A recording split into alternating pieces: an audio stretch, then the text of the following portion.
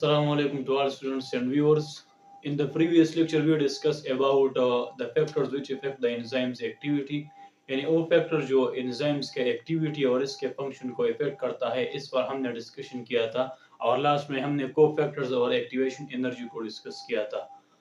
आज हमारा डिस्कशन होगा व्हाट इज इनहिबिटर्स। इनहिबिटर्स हमारे पास किया है, इसके टाइप्स टू टाइप्स है, कम्पिटिटिव इनहिबिटर और नॉन कम्पिटिटिव इनहिबिटर। और नॉन कम्पिटिटिव इनहिबिटर्स के फिर हमारे पास टू टाइप्स है, एक है रिवर्सिबल इनहिबिटर और दूसरा हमारे पास है इरिवर्सिबल इनहिबिटर्स। यानी रिवर्सिबल हमारे पास किया है, इरिवर्सिबल हमारे पास किया है और लास्ट में हम डिस्कस करेंगे फीडबैक इनहिबिटर्स को और फिर हम ईटा बेस के जो एमसीक्यूज है इस टॉपिक में वो कवर करेंगे। तो स्टार्ट लेते हैं कि what is inhibitors. Inhibitors are basically the chemicals or the substance which block the activity of enzymes temporarily or permanently. What is inhibitors? To block the activity of enzymes, to block the activity of enzymes temporarily or permanently. Temporary or permanently.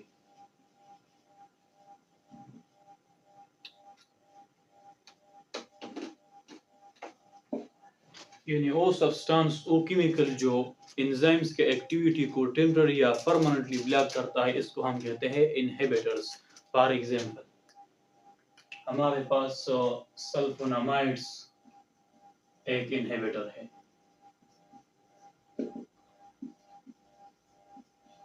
सल्फोनेमाइड्स, cyanides और इस तरह बहुत ज्यादा chemicals है जो हमारे पास क्या है इनहिबिटर्स के। Types of inhibitors, basically there are two types of inhibitors. First is what competitive inhibitor. Two types, इसको हम कंपैरिजन से वाज़ेह करेंगे कि कॉम्पिटिटिव और नॉन कॉम्पिटिटिव हमारे पास क्या है।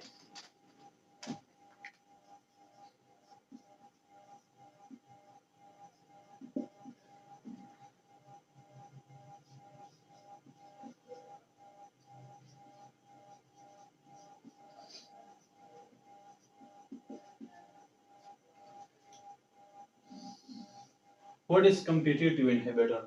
यानी वो इस तरह इनहिबिटर होगा जो सब्सट्रेट के साथ हमारे पास क्या करेगा, कंपटीशन करेगा, competes with substrate, compete with substrate। यानी सबस्ट्रेट के साथ वो क्या करेगा, कंपटीशन करेगा। सेम स्ट्रक्चर विद सबस्ट्रेट, यानी सबस्ट्रेट और इन दोनों का स्ट्रक्चर क्या होगा, सेम होगा, सेम स्ट्रक्चर। नॉन कम्पिटिटिव में हमारे पास एक कंपटीशन नहीं करेगा, नो कंपटीशन।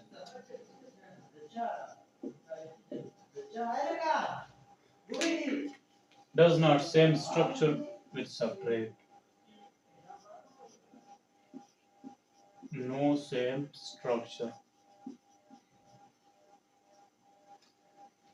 कंपैरेटिव इनहिबिटर वो इनहिबिटर्स होगा जो एक्टिव साइट में हमारे पास ये अटैच होता है और इस सबस्ट्रेट के साथ कंपटीशन करेगा कि सबस्ट्रेट अटैच ना हो जाए और हम अटैच हो जाए, यानी एक comparative inhibitor.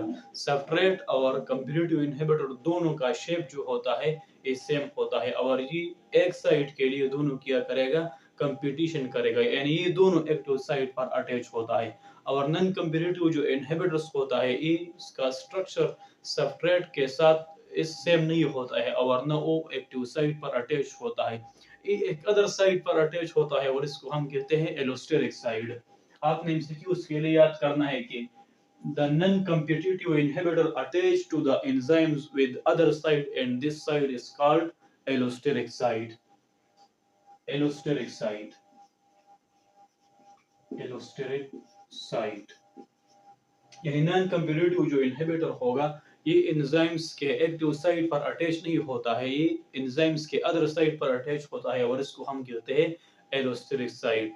The best example of competitive inhibitor and antibacterial and that is called sulfonamides.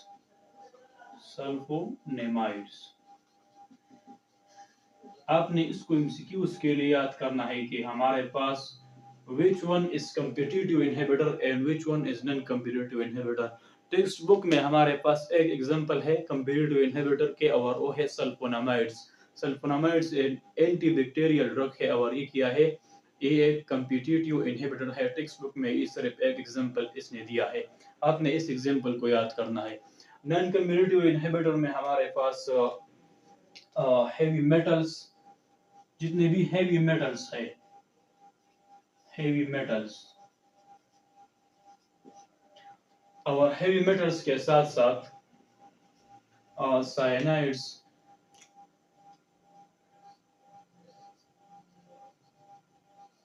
Cyanides और अदर भी हमारे पास इसमें मौजूद है नॉन कम्पिटिटिव इनहिबिटर में। हेवी मेटल्स आयन और cyanide is present in the text book. आपने इसके एग्जांपल को याद करना है।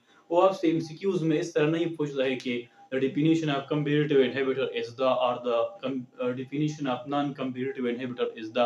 वो आपसे इस तरह के एमसीक्यूज पूछ रहे हैं कि the structure of the substrate and the inhibitor are same or different in the competitive inhibitor। Your answer is same. Both का जो स्ट्रक्चर जो शेप है वो दोनों का सेम होता है और दोनों एक साइड के लिए किया करेगा कंपटीशन करेगा, यानी दोनों एक्टिव साइड के लिए किया करेगा कंपटीशन करेगा। दूसरा हमारे पास है non competitive inhibitor. Non competitive inhibitor जो होता है ये अदर साइड ऑफ एंजाइम के साथ अटैच होता है और इसको कहते हैं एलोस्टेरिक साइड, यानी वो एक्टिव साइड पर अटैच नहीं होता है, ये एक अदर साइड पर अटैच होता है और इसको कहते हैं एलोस्टेरिक साइड। आपने इसके एग्जांपल को भी याद करना है और कंपैरेटिव इनहिबिटर का जो एग्जांपल है आपने इसको भी याद करना है। नॉन कंपैरेटिव इनहिबिटर का फिर हमारे पास टू टाइप्स है, एक है रिवर्सिबल इनहिबिटर और दूसरा हमारे पास है इरिवर्सिबल इनहिबिटर। रिवर्सिबल इनहिबिटर वो इनहिबिटर होता है कि एंजाइम के साथ टेम्पररी अटैच होता है और जब हम सब्सट्रेट के कंसंट्रेशन को बहुत ज्यादा करते हैं तो सब्सट्रेट इस पर डोमिनेंट हो जाता है और इसके रिजल्ट में ये रिवर्सिबल इनहिबिटर एंजाइम से रिमूव हो जाता है और फिर ये रिएक्शन जो है प्रोडक्ट तक ये कन्वर्ट होता है। What is reversible inhibitor? The inhibitors which removes from the enzymes when we adding more substrate। जब हम बहुत ज्यादा सबस्ट्रेट इसको ऐड करें तो ये हमारे पास एंजाइम से क्या हो जाता है, रिमूव होता है और इसको हम कहते हैं रिवर्सिबल इनहिबिटर। दूसरा हमारे पास है इरिवर्सिबल इनहिबिटर। इरिवर्सिबल इनहिबिटर वो इनहिबिटर होता है जो एंजाइम के साथ परमानेंटली अटैच होता है और अगर हम सब्सट्रेट के कंसंट्रेशन को बहुत ज्यादा भी करें लेकिन ये एंजाइम से रिमूव नहीं होता है, इसको हम कहते हैं इरिवर्सिबल इनहिबिटर। जिस तरह हमने डेफिनेशन में पढ़ा था कि the substance or the molecules which stop the activity of enzymes temporarily या permanently। temporary में हमारे पास reversible inhibitor है और permanent में हमारे पास क्या है, irreversible inhibitor है। तो ये हमारे पास inhibitor था। तीसरा हमारे पास जो टॉपिक है वो है feedback inhibitor. What is feedback inhibitor? Feedback mean इसका नेम से इसका इंडिकेशन होता है कि ये ऐसा इनहिबिटर होगा जो सब्सट्रेट होता है जब ये प्रोडक्ट्स तक कन्वर्ट होता है तो ये प्रोडक्ट एंजाइम्स पर क्या करेगा, एंजाइम्स पर रिएक्शन करेगा और एंजाइम्स के एक्टिविटी को ब्लॉक करेगा, इसको हम कहते हैं फीडबैक इनहिबिटर। फॉर एग्जांपल इसको हम डायग्राम से वाज़ेह करेंगे। फॉर एग्जांपल ये हमारे पास एंजाइम है और ये हमारे पास सब्सट्रेट है। जब रिएक्शन होता है तो ये दोनों कंबाइन हो जाता है,